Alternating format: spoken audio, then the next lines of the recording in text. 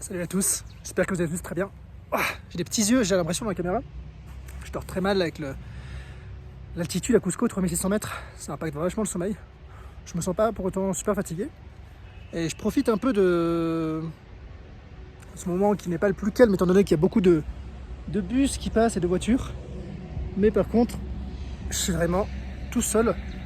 Pourquoi je suis tout seul? Parce que je me suis complètement perdu. Je suis même pas sûr que je sois censé être là, étant donné qu'il y a des barbelés tout autour de moi.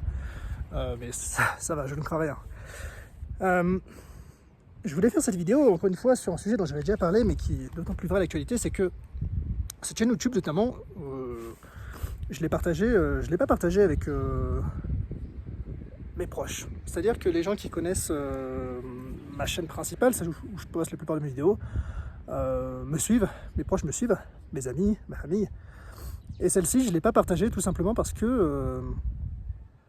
Bon, déjà parce que c'est une sorte de journal intime, et encore, finalement, je dis rien ici que je ne dirais pas dans la vraie vie, je pense.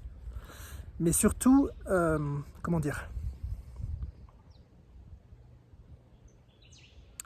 Surtout, je me suis rendu compte qu'en fait, ça venait vachement de mes propres peurs. Parce que je me suis dit, bon, en fait, les gens qui... mes amis, mes proches, vont pas avoir envie d'entendre ce que j'ai à dire sur ce genre de vidéo, etc. Et encore une fois, ça c'est moi qui projette, c'est moi qui suppose que c'est le cas.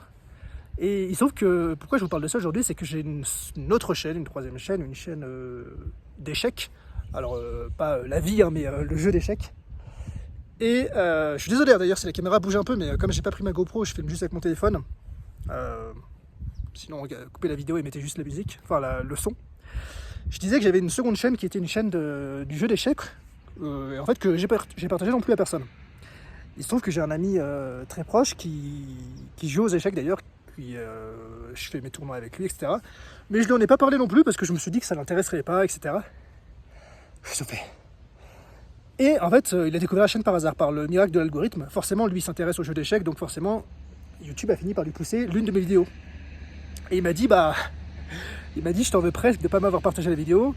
La chaîne, j'ai regardé des vidéos pendant 3 heures d'affilée, je trouvais ça passionnant, etc.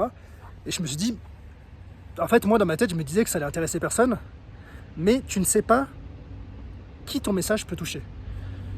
J'avais déjà parlé de ça sur cette chaîne parce que lorsque j'avais partagé avec mon réseau, on va dire, j'avais partagé sur Insta mes premières vidéos, mes vidéos sur ma chaîne principale, et je m'attendais pas forcément à de retour de la plupart des gens. Et en fait, j'ai le petit frère d'un de mes amis très proches aussi, qui m'a envoyé un message, alors qu'on se parle pas forcément beaucoup.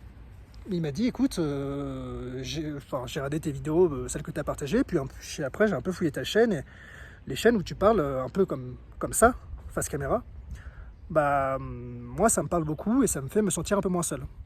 Et il m'avait livré un peu ce truc-là assez personnel. Et je m'étais dit déjà à l'époque, tu ne sais pas qui a besoin d'entendre ton message. Le but, c'est pas de dire, regardez, j'ai raison ou j'ai quelque chose à apporter. C'est juste de dire, je pense que ce que je vis, ce que je pense, il y a d'autres gens qui cherchent des réponses aussi, comme moi. Et c'est rassurant de voir, pour eux comme pour moi, qu'on n'est pas tout seul. Je pense que d'ailleurs, c'est ce qu'on cherche, c'est peut-être même un instinct primal, en tant qu'homme avec un grand H sur Terre. Avant, c'était, on va dire, ce qui transcendait l'homme, c'était Dieu et la recherche de connexion. Si vous posez 2 minutes pour réfléchir vraiment au sens de la vie, au sens de votre vie, je pense pas que le sens de la vie, ce soit de gagner énormément d'argent, de faire carrière, d'être apprécié et adulé de tous, ce que je pensais par le passé d'ailleurs. Mais je me fourvoyais. En fait, je pense que le truc le plus précieux qui puisse donner du sens en tant qu'homme, c'est la quête de connexion. C'est les connexions, les liens qu'on va pouvoir tisser avec les personnes. Et prenez le temps de réfléchir à ça, sur vraiment quel est le sens de votre vie. Est-ce que le sens de votre vie, c'est d'effectivement, au fond de vous, tisser des liens, ou d'accomplir des objectifs, on va dire, plus subalternes, plus futiles, pour espérer avoir l'admiration et la reconnaissance des autres. Je vous invite vraiment à réfléchir sur ce sujet parce que je me suis longtemps trompé, je me suis toute ma vie trompé dessus. Et là, il y a une sorte un peu de redescente où je commence à comprendre des choses avec la vision que j'ai aujourd'hui. C'est pénible, pour ne pas dire douloureux, mais je trouve que c'est un passage obligé et je préfère que ça m'arrive maintenant que ça m'arrive à 60, 75 ans et me dire bah merde, en fait, je suis passé à côté de ma vie parce que je voulais essayer de plaire à des gens qui, au pire, ne m'aimaient pas, mais au mieux m'aimaient. Et en fait, je reviens à me rendre compte que on est chacun spéciaux à notre façon, spécial. De manière générale, si les gens veulent vous aimer, ils vous aimeront. La plupart du temps, lorsque vous rencontrez quelqu'un ou quelqu'un vous rencontre, il ou elle s'est déjà fait une idée sur vous. Alors oui, après, il peut y avoir des facettes de votre personnalité, de votre histoire qui font qu'une connexion va se créer, ce qu'on appelle les atomes crochus. Mais il y a des gens en fait, ils voudront pas vous aimer, dans tous les cas. Donc, faites pas trop d'efforts pour de toute façon essayer d'avoir la reconnaissance des autres parce que, dans mon expérience, ça marche pas. Les gens qui veulent vous aimer, vous aimeront. C'est pas plus simple que, c'est pas plus compliqué que ça. Ça sert à rien de se dire, mais en fait, si je fais pas ça, ils vont arrêter de m'aimer. C'est facile de se dire ça.